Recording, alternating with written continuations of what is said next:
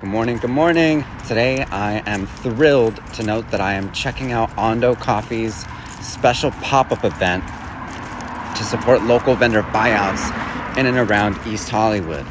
So let me go ahead and shoot you the flyer for it if in case you'd like to enjoy some chilaquiles and an horchata latte, all in support of vendor buyouts right here in our neighborhood. Let's go! Let the city know. So we sold out all the chilaquiles today at Ondo Coffee, and it was just the most beautiful morning I've had in some time. Thank you, thank you, thank you. Where would we be without you? Our street vending and our people's street vending is older than the U.S. Constitution, older than the Magna Carta. It goes back to the Silk Road and then some, and we showed up for it in a major way this morning. Thank you once again to everybody who came through, and let the city know there's only more to come because it's J-Dot, T-Dot, baby. Let's go. So, Angel and Mark, on behalf of JT, the LA Storyteller Podcast, what a pleasure it is to connect with you, and I'm thrilled about this convo we're going to have today to highlight a little bit of the work we've been up to and the work we look to continue doing for our communities out there. So welcome. How are you two doing? Thank you. I am doing well. As you said, kind of middle of the work day, middle of the work week. So just getting all my stuff done, and yeah, I'm excited to be here. Real talk. Yeah, same. Also excited, also honored to be here, excited to connect and talk about community. Also tired. Yeah, definitely. Yeah, like we talked about earlier, I work with schools, so school year is starting up and it's a busy time, but happy to spend my time here. Yeah, of course. We'll definitely talk a little bit about school, even though I don't want to drag you too much about work away from work. But I do want us to kind of get that in a perspective for folks out there who may be unaware of all of the trepidation communities are facing or feeling as they return to school in the midst of this insane political environment we're having to work through here. But before all that, I kind of want to just ask you both a little bit about your Los Angeles. That is your piece of LA or your pieces of LA, what you've come up seeing through the city, whether it was in the city proper or in the larger LA County area, and what that looks like for you now. So I'd love to know a little bit about, yeah, that past LA and the present LA for each of you. And Angel, maybe we can start with you and then hear about Mark's LA, if that's okay with you too. Yeah, of course. Sure. So I would say my LA is very much one of like it's a piece of me for sure, but I am Orange County based, right? So like that's the community I serve. That is the community I'm with a lot of the time. But I have like cousins, primos in LA. I have like tias and tios in LA. So like growing up, it was definitely something that I like heard a lot about, like that community versus like what the Orange County community looks like, right? Which was different. They spoke of it with love. They spoke of it with like kind of like community and bonding. And I think now as like being older and like definitely visiting LA, like Mark is a large piece of my LA. Like he lives in Highland Park, and he's my partner, so I'm there with him often. And I think just being more part of that community now, like hearing about it when I was younger versus like being in it, is really nice. It's heartfelt, it's warm. It's heavily immigrant, right? Like having like family that's like immigrated here. It's like nice to see my community represented there in a much larger sense, I think, than in the small pockets I see it in Orange County. Mhm. Power to that. Absolutely.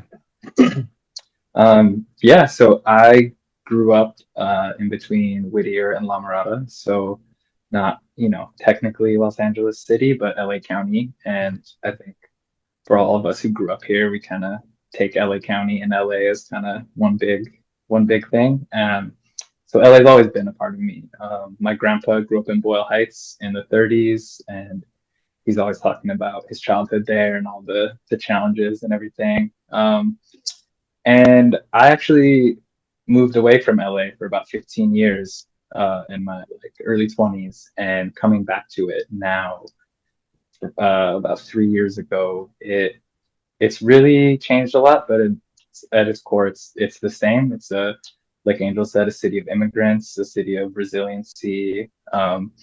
You look around after everything that's happened this year, starting with the fires and then continuing with the ice raids, and we all come together for each other. And I think LA gets a bad rap as far as like a bunch of fake people and transplants, but like we really show up for each other when it's necessary. Wow. I'm so thrilled about how you put that. I think that you are both onto something there in that there's the LA we hear about and then there's the LA we live and work with. And I mean, I can think of no better way to consider that than to reflect on this beautiful event we put together, this incredibly successful event that we put together step by step on one Sunday morning in none other than my native East Hollywood, this neighborhood I've known for quite some time now, going back 15 years and then some, at none other than Ondo Coffee, this new up and coming coffee shop in the community that heard you out. Specifically, Mark, and said, "You know what? Okay, let's give this a shot. Let's see how it goes." And lo and behold, it was a sell-out event, and I'm so thrilled to have been able to connect with you via Who Is Your Neighborhood, also known as Quien Es Tu Vecindario, the nonprofit and mutual aid organization that I'm a part of with my peers and colleagues through the community out here. And so, I mean, to get people to learn a little bit about this event at the start, I'd really love to ask you, Mark, about what led you to this. Like how is it that you arrived at the decision to kind of put this event together to begin with? And then how did you decide that your team over at Ondo Coffee specifically was ready to hear it and that you were going to give it a chance? I'd really love to know about the process and get our readers or our listeners and our viewers out there to hear about it just as well. Yeah, so I actually work at Ondo Coffee, so I kind of had an in there with the owner. And the owner of Ondo is a Korean immigrant, and he is very, very supportive. His name's Brian. He's very supportive with this idea. I kind of had the thought like I wanted to give back. I wanted to do something for the community, and I talk a lot with Angel about how we need to kind of use our skills to help. Um, and I cook, and so I thought, I could cook some food. I made chilaquiles, and donated all the money that we made to you guys. Basically, I just wanted to give back in a way that I felt confident in, confident in my skills and my abilities. And also, I know that I had the support and backing of Ondo, which was really great because, it's very, very obvious what we're standing for, and what we're standing against. And I think a lot of businesses maybe wouldn't put themselves in that position. And thankfully, I work somewhere that was allowing me to do that and allowing my coworkers to help me with that. Yeah, yeah. And so, once again, to get folks out there, especially someone who may be interacting with this entire storyline or cuento for the first time ever, who maybe knows LA in passing, who is maybe captivated by the events that have taken place in Los Angeles most recently, one way or the other. What I'd really like to ask you both about for a moment is maybe your early recollections of the change that fell upon Los Angeles through this summer that uprooted and disrupted our whole way of living. I'd like to ask you a little bit about your kind of earliest memories of it, just because I feel as though so much has happened in such little time that it can be difficult to trace these steps. But I feel like it's worthwhile work anyway, because we want to capture this for our communities going forward, for anyone who may have a similar fight on their hands wherever else they may be, and for our own purposes, right? Just because I think it's important to know where we came from with respect to this event and the work that we look to do in the days ahead. So let me ask y'all what your earliest recollections of these ICE raids on Los Angeles consist of. And Angel, maybe we can start with you.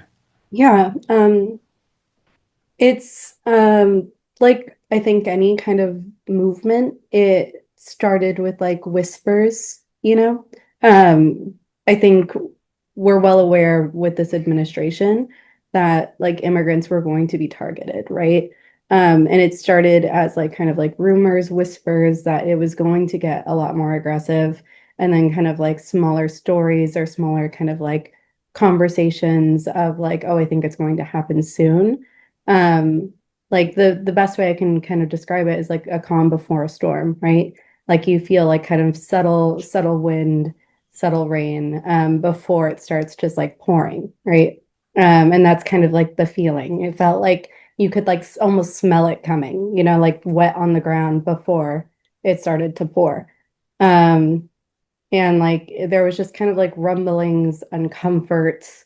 I know like at least people in like my pockets of my community were telling me that they were going to like start staying inside and probably not going to like work as often, and definitely trying to stay home with their families. Um, and then it felt like those like rumblings really started to pick up when we saw like ice in the street, right? We are now seeing people get detained. Like I've seen so many videos of people like being taken from street corners, right? Taken from buses, um, like literally ripped from from their families, from their loved ones.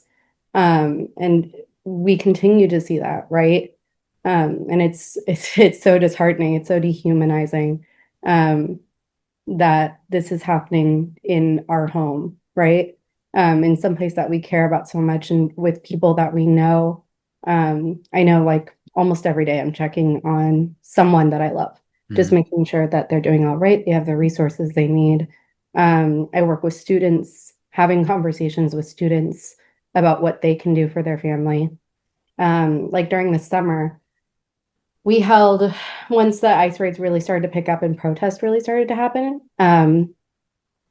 students that I work with were like asking what they could do, right? They're like, what do we do during a protest? What do we do? What do we tell our families? Like, how do we stay safe? Right. So we started doing a couple little listening circles with students at schools, in libraries, just on what they can do, right? Like how to properly protect yourself in a protest, knowing your rights, having like those red cards that like read off your rights, knowing that like police need to give you 3 warnings before they start detaining you at a protest, right? Things like that we're teaching teenagers, to keep themselves safe, to keep themselves out of harm's way. Um, and it's just, it's wild to me where it started, like so quiet, to where it's been now, which is so loud, right? It feels very much like at the forefront of most conversations.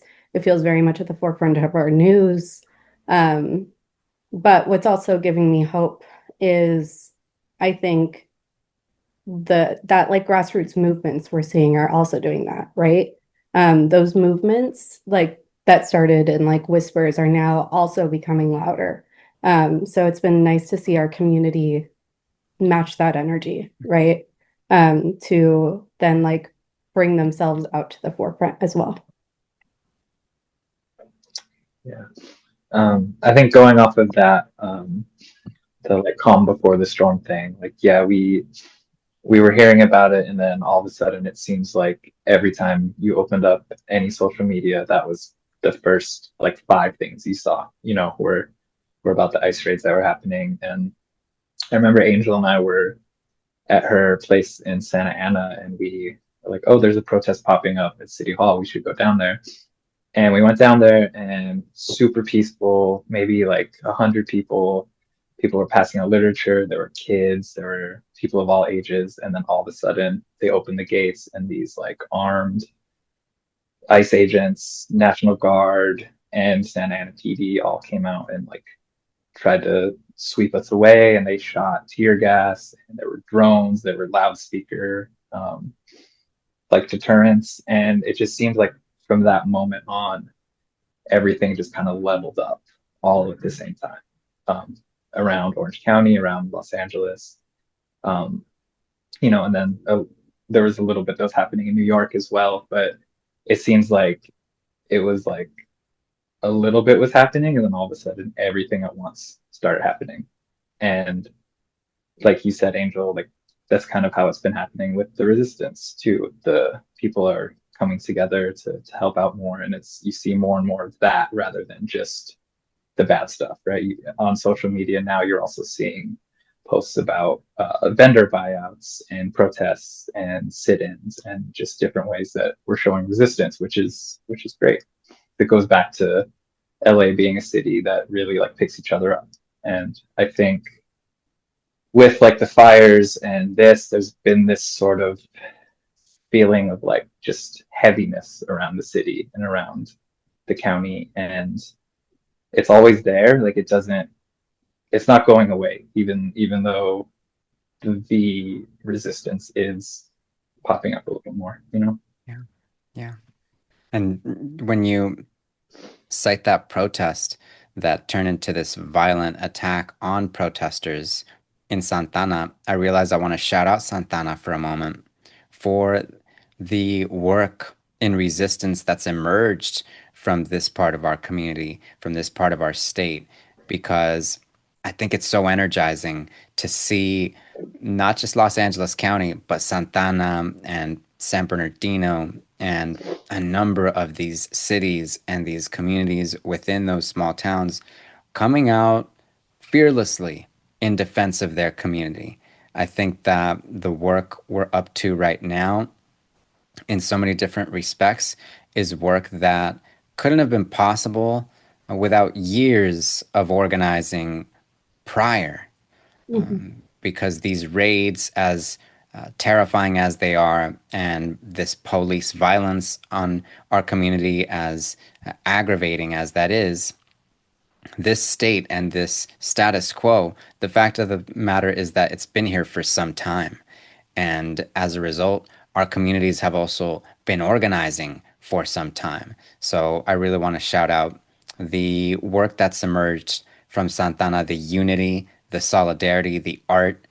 In my brief visits to this part of SoCal, I've always found it to be an impressive and warm place to be, and I want only more of that connection in the days ahead. I can tell you that much. So shout out to bringing these communities together, from East Hollywood to Highland Park to every neighborhood in Santana where our communities are fighting back.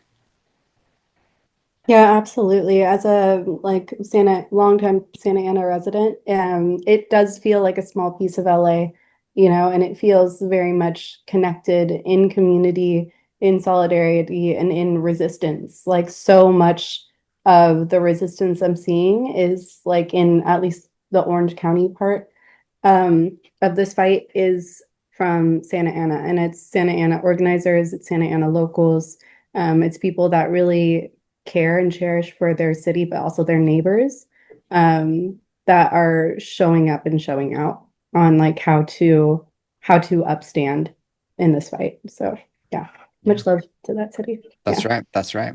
There's also the story of the farm worker family. I'm not sure if it was the Mendez family in the city of Westminster, but this is a family whose struggle um, emerged way back as early as, I want to say, maybe the 40s and 50s, because essentially they pointed out to Westminster that their children were being segregated and relegated to uh, cheap excuses for a school in that part of Los Angeles, that part of Southern California at the time. And they took that case all the way to the at least state Supreme Court. And so it preceded even Brown versus Board of Education. So Um, it was like a huge landmark victory for brown communities in Southern California and all over the state when the court affirmed that the children of these farm workers had a right to go to school with the rest of their peers, like anyone else should.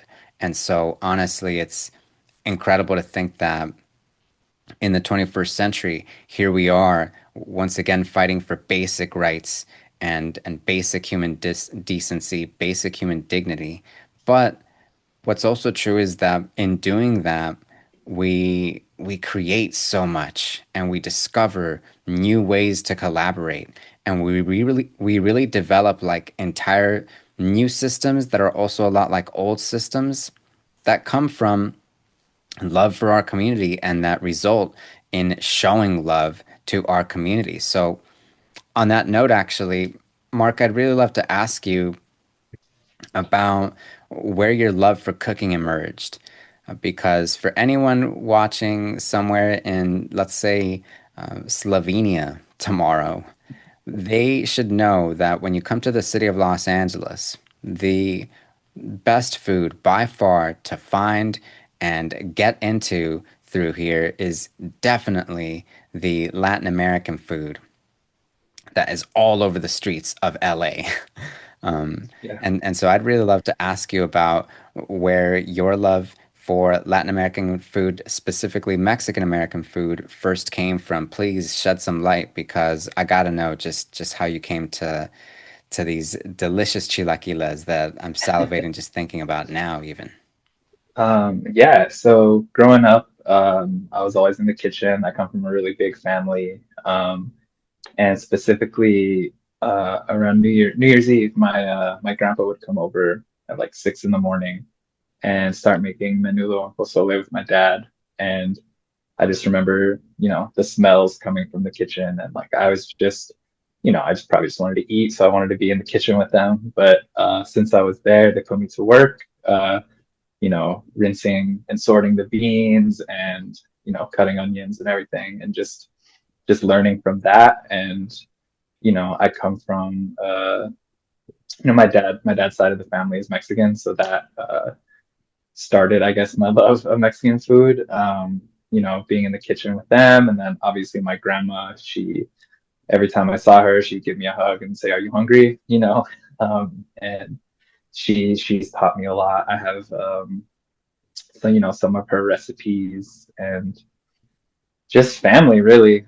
Just it was, food to me is more than just food. It's about family, it's about community, it's about sharing space with people that you love, and especially, showing love through food is a really big thing for me. That's kind of how I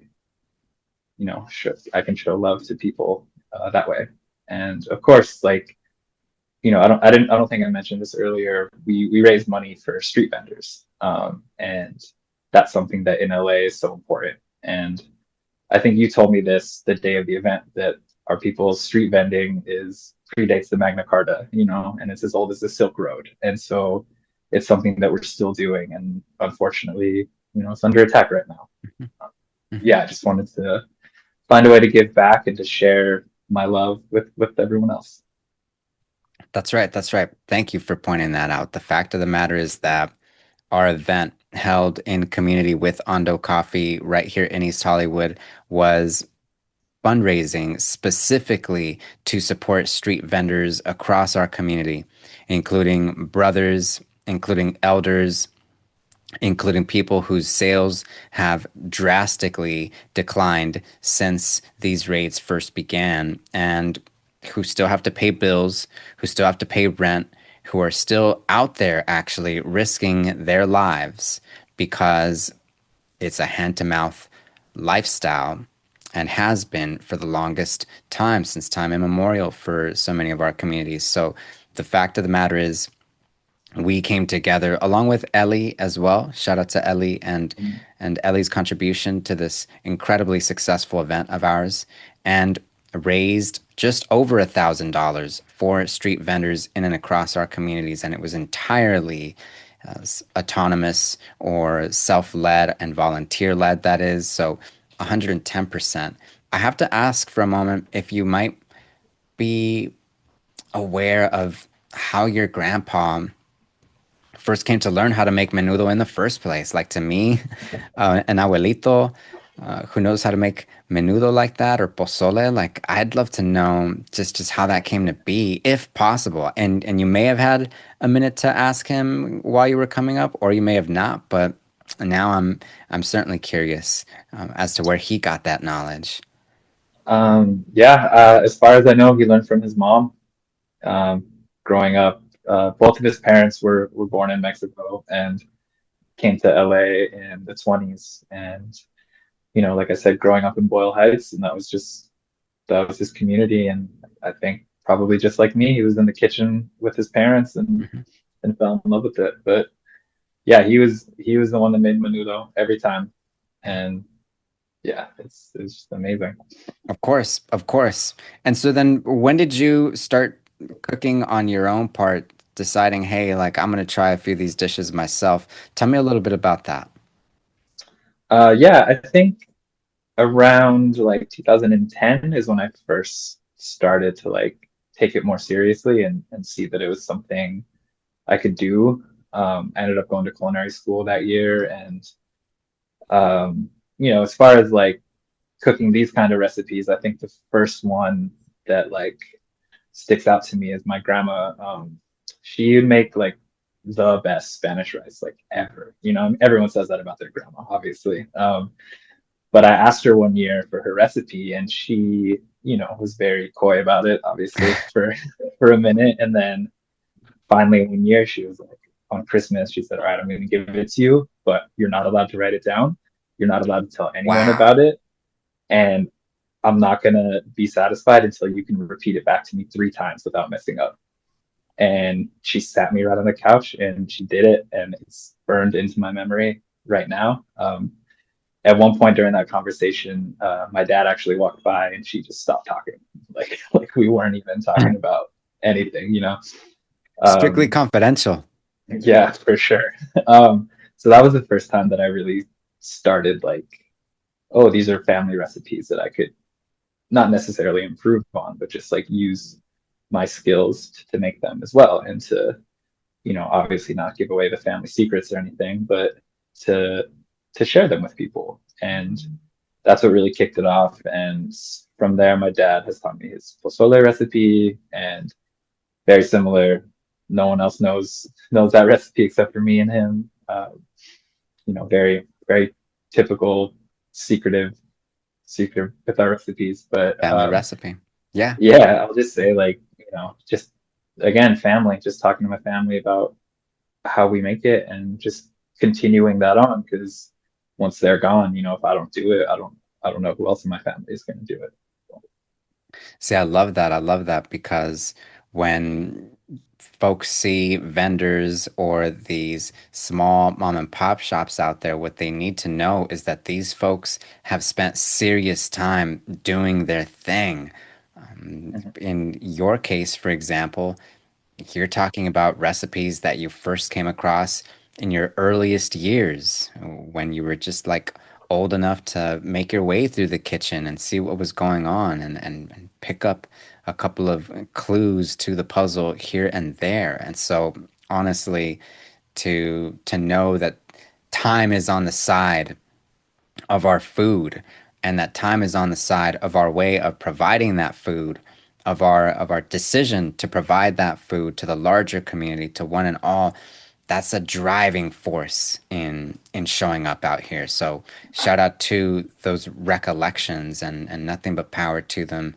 I can only imagine how many of these stories permeate out there. So I'm really thrilled to be able to uplift that for a second. And With respect to, well, once again, the political environment we're moving through right now, having to work and sift through at this very minute right now. At the top of our convo, we were also saying that in the middle of everything we have going on right now in Los Angeles, we're just a day or a day and a half out from families going back to school. And so this is a huge deal because honestly, in Los Angeles County specifically, around June 6th is when families were just graduating. Around June 6th is when families were attending culmination ceremonies. And around June 6th is when ICE decided to attack families in the midst of celebrating their children's accomplishments in a ceremony, as one would expect of anyone pursuing an education for the benefit of all.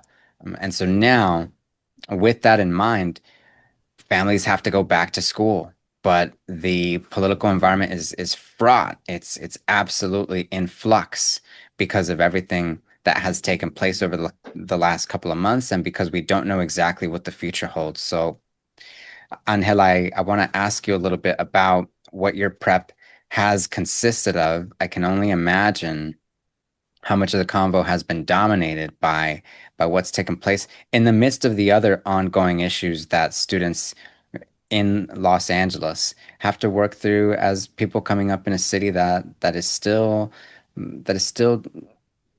in need of a lot more support for them. So maybe you can tell us a little bit about what prep is looking like right now as families prepare to go back to school just 1 or 2 days out from this convo. Yeah. So it's been a little tense leading up to the school year. Like I mentioned earlier, we did some with the org I work for, which is called Groundswell. We did a couple listening circles in kind of conjunction with other orgs, where we really just kind of like sat and listened to families and the needs of what, like how they're feeling right now, what they need, what does support look like, and what kind of resources they're looking for in their communities as far as like ICE kind of goes, right? Because a lot of the families we work with are impacted by that. And a lot of them are asking for just help as far as like not having to leave their home, right? They're nervous about leaving their home. They're nervous about sending their kids to school. So we're seeing a lot of schools pivot to having students be able to take an online model. We're seeing also students like pivot to maybe doing some like homeschooling. We're seeing also a like kind of like a surge in like wanting to either carpool, not so much take the bus because we know that bus stops have been targeted, right? Wow. So really a need for kind of community to show up for those people that almost need to like shelter in place at the moment, Hmm. just because the fear is so great, right? And it's really heartbreaking to hear that like you don't even want to leave your home, right? Because again, like our communities are thriving, our communities are buzzing. Um, Lots of like brown communities I know are the streets are busy, right? We have street vendors, we have parties outside. Um, there's like a liveliness that has been quieted Mhm. um, recently. And that's really going to affect what school looks like. You know, we're expecting lower attendance rates. We're expecting more kids to do like an at-home school model. And really, we're just going to have to adjust to that. Because if that's what those families need to feel safe, of course, we're going to provide it for them, right? And we're going to use whatever resources we have, whatever resources are in our power, to make sure that they can stay home, that they're feeling like they're in a place where they can stay with their family if they need to, that they're feeling like they have the like a community to reach out to and lean on in these times. So that being said, like um, I think just as a group, the need is to check on your neighbors, you know? Check on your neighbors, check on the young people you know, make sure that they feel okay going to school, and maybe you can help them out. Like, you know, simple like as a ride to school might Yeah. like make someone's life so much easier, you know, if you're in a place to go do that. But yeah, so the school year is coming and it's gonna look different. And I think again we just adjust, right? And I think in times like this, that's all we really can do. Because it's like adapt or die, right? And we're not doing that. Yeah. Yeah. Yeah. I mean, honestly, for a minute, like shout out to you and educators and allies such as yourself, especially because you come from the community that you are serving. I also want to shout out for a second something you said, which was checking in on your neighbors, because that's what this is about. And that's how we came together just as well. How are you doing? Like asking that very basic question and seeing what you can provide, how you can be of service is a game changer out here. And in fact, that's how we met. So I'm very much with you as you encourage folks out there to simply check in and see where they may lend a hand because there are youth who are in need, just as there are elders in need, just as there are single mothers in need. And the list goes on. That's what it is to be here in Los Angeles like that. Now, with this said, I want to ask you one more question about our event in particular that I'm really curious about, which is about the flyer. So I'd love to know how you came to find a designer for the flyer, just because it was solid. And as soon as I came across it, I thought, yes, like instantly, yes, let's do this. Let's go ahead and work it out. So let's shout out that designer because that artistic component also comes in clutch as we talk about coming through for our community. So tell me for a minute about where you found the designer, or if you all put this together yourself, because you also happen to tap into the artistic side on that end too. No, I'm not that artistic, unfortunately. I reached out to my friend Seth. He lives in New York. He's of Cuban descent, and he works for a company doing their kind of like social justice wing of stuff. And he's also an incredible artist. I've known him for 12 years now. We met at a summer camp that I worked at and that he later worked at. And he was so down. He did it immediately. He wouldn't let me pay him. He got stickers made for the event that unfortunately did not make it in time, but I have them We'll right get those here. out to I'll the definitely give you encore. one, but it's a little Let's one of those go. guys. Yeah. So yeah, shout out to Seth. He's one of my best friends in the world, and he was so happy to help out, and I'm forever grateful for him because it caught your attention, and we were able to partner with you guys. 110%. I'm so glad we could say that. And once again, going back to that solidarity, be it in Los Angeles or New York, we are out here. Our communities are out here. We know why we show up for them. We show up for them because these communities are full of love for us as we make our way through. And so naturally, we're going to return that to the best of our ability out there. So, yes, yes. Before I let you two go, I just want to ask you about our next collab. I mean, yes, we have a lot going on. We will always have a lot going on going forward, in all likelihood. But what do you all envision? What would you all like to try? Like, think big and don't feel like we have to be shy to some extent. Honestly, I figure like let's just think about what we need. Let's vocalize it so that other folks out there who may want to support us in our collaboration may know how to do so just as well. So what might you all envision for us next as we continue in the battle for Los Angeles out there?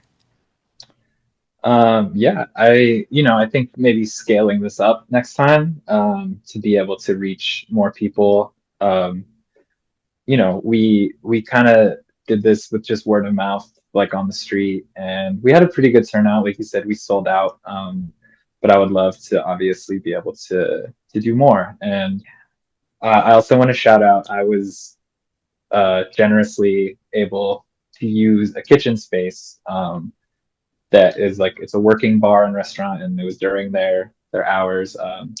Shout out to Greyhound in Highland Park. They let me use their kitchen because I was put in touch with the head chef through a mutual friend, and he was like, "Absolutely, let me know how I can help you." That was wonderful. I got a donation from an oat milk company, actually, funny enough, that we work with at Ondo. So I think for the next one, just like now I know how to do it. I know how to sort of network and ask people for what we need. And I think just scaling up, and you saw it. We were out front on the sidewalk with some portable camping stoves and, Hmm. and toaster ovens, and we still made it work. And the dream is to be in a space that's like an actual working kitchen, and in a way that we could pump this out more, like a higher volume sort of situation.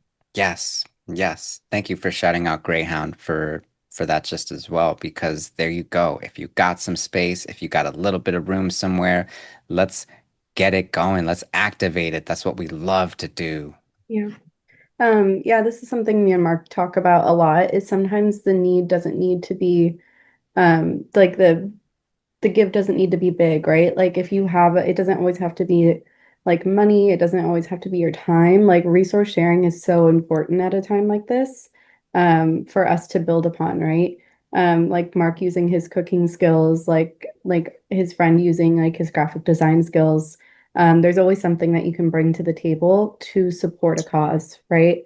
Whether that's like a physical space, whether that's a skill set, whether that's even just like if you know a community and like letting your community know and bringing them out, to support. Like there's so many things that you can do to really advocate, for the need of the people that are in need right now, right? And I think our hope is just to continue doing this, and just make it bigger and bigger, and continue to like share our resources, share our skill sets, and get more people to share with us too, right? Yeah. Because ultimately that's what we need to do, I think, to kind of like combat the hate and the like anti-immigrant like rhetoric that's going on. Like I think our communities are already good at sharing with each other. We just need to really hone in on that. Yeah. Absolutely. Absolutely. And actually, on that note, Angel, I realize I want to give one more shout out to especially something you said, which was that there are all kinds of ways to come through, big and small. And I think that's just a great sort of segue for me to let the city know that I absolutely loved the little zines you showed up to the event with, because that kind of stuff tugs away at my heart just as well, since it's a creative form by which to reach out to your community that is also incredibly resourceful. Um, I've seen a lot of different zines out there because I work in literature. I write just as well. But I have to say that the zines you showed up to our event with were beautiful. Some of the most beautiful zines I've seen in a while. And I don't know if you would happen to have one nearby that you can pull up for us for a second, but Okay, I do want to let our listeners and viewers know that we are in the laboratory on yeah, our I time. don't have one right Yeah, now, unfortunately, on me. all good. We'll But keep them, yeah, we'll keep it suspenseful. But we're in the yeah, lab now thinking I'll about check how and to see. collab on some future zines for folks. So no need to say too much other than the fact that we will be back with more zines for folks, 110%. yeah, absolutely. I love zines. I'm big proponent. Like I carry them around with me almost everywhere I go. I think they're like such a great way to just drop off some literature at like a coffee shop. They're such a good way of like self-expression, but also a great way of like protest if like maybe you can't like show up to a protest. Like that Mm, is like such a great way to like show up for like a community or a cause that you care about. And also just like a form of great like self-expression. Like I'm always telling my students, like zines are a great thing to do. mhm, If you're having trouble, like maybe processing like a heavy emotion or mhm, something that's going on, like zine about it. mhm. Sometimes it can help just to like put something like physical like down, especially in a form of like cool art. Yeah. Yeah. Yeah. Yeah. Shout out to Mark too. I saw you looking around to see if you could spot one somewhere. All good. That's how clutch they are. They're like this big, and they really are adorable to look at, and they warm you up knowing that someone took the time to put such a cool little piece of info for your reference out there. So yeah, stay vigilant and stay tuned for listeners and for viewers of the show. We will be back with some zines to share with you all just as well. And if you want to support us in that, you're absolutely welcome to do so. Mark and Angel, thank you so much once again for taking the time to speak with me today in the middle of everything going on. Let's talk again soon so that we can figure out some next steps for us. But for now, seriously, like, where would we be without you all, without your showing up for our community? It comes through in more ways than we can count. So for now, I'm really thrilled to have been able to capture just a piece of it so folks out there can know we have let the city know that we're here and that we're not going anywhere because this is our city for our community, no matter how much anyone may try to mislead someone else to believe otherwise. So we're in this, and I'm in this with you, and I'm thrilled to be in it with you all. Yes. Absolutely. Thank you. Yeah. Grateful to have you too. Thank you so much for having us here and just for the work that you do as a community advocate. We're happy to work alongside you. That's right. Fist bumps. Definitely. Fist Hey. bumps everywhere. Let's go. Let's go. Let's go. Let the city know. Okay, you two. I'm gonna let you go for now, and I'll be in touch again in no time. Get some rest. I know that you need it just as much as I do at some point where you can. I'm wishing you a great first and second day, Angel, Thank you. as you go back tomorrow. And Mark, man, what time do you usually start at Ondo so that maybe I can pop in before my 9 to 5, just out of curiosity? Well, tomorrow I'll be there at 6:15. We open at 7, so come through. Okay, say no more. Say no more. Okay, you two. I'll be in touch again in no Thank time. you.